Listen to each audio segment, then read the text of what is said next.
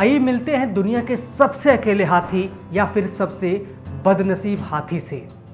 पाकिस्तान में एक हाथी 35 सालों तक एक जर्जर चिड़ियाघर में कैद था।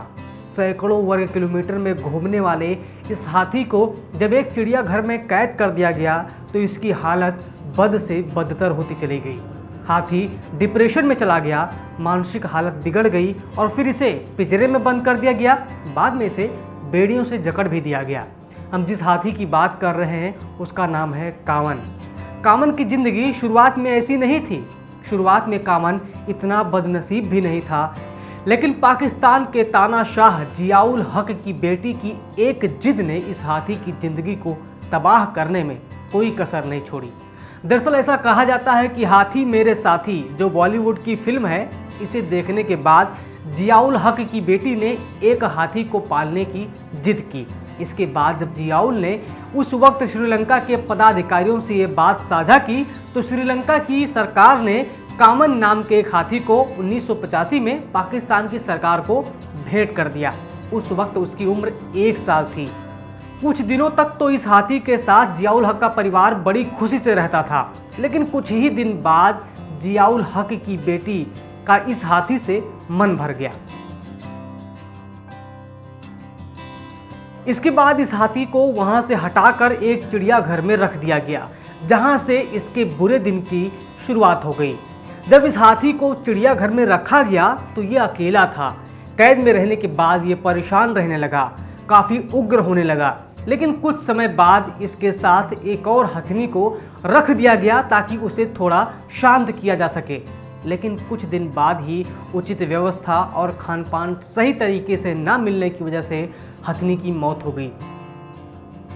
इसके बाद तो ये हाथी कामन डिप्रेशन का शिकार होता चला गया। ये एक तरह से पागल हो गया। इसके पैरों में बेड़ियां जकड़ दी गईं। इसके निशान आज भी उसके पैरों पर मौजूद हैं। ज़्यादा घूम न पाने की वजह से इस हाथी का वजन भी बढ़ गया और कई तरह की बीमारियों का भी इसके ऊपर खतरा बन गया। हालांकि अब कामन कंबोडिया पहुंच चुका है, जहां उसे एक नया साथी भी मिल गया, नए घर मिल गए और नए मालिक भी।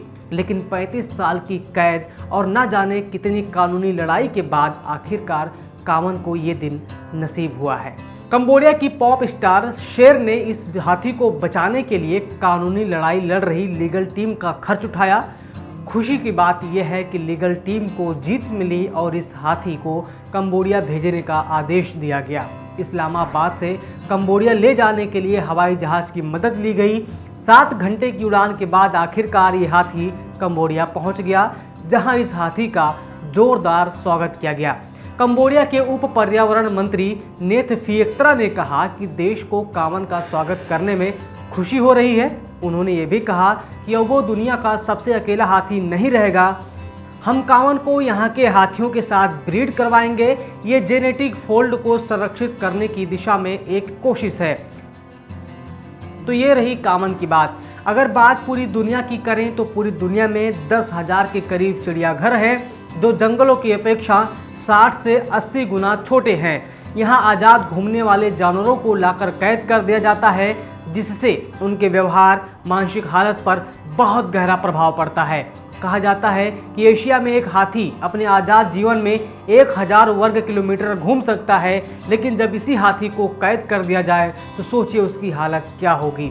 एक रिसर्च के अनुसार हाथियों की औसत उम्र 56 साल होती है, लेकिन जब उन्हें चिड़ियाघर में रख दिया जाता है या उन्हें कैद कर दिया जाता है तो उनकी उम्र मात्र 19 साल बचती है। इसके अलावा एक शोध के मुताबिक ये खबर भी सामने आई थी कि बाघ, भालू, चीता और शेर जैसे जानवर चिड़ियाघर में रखे जाने की वजह से पागल तक हो जाते हैं। सब्सक्राइब करें पर्यावरण पोस्ट।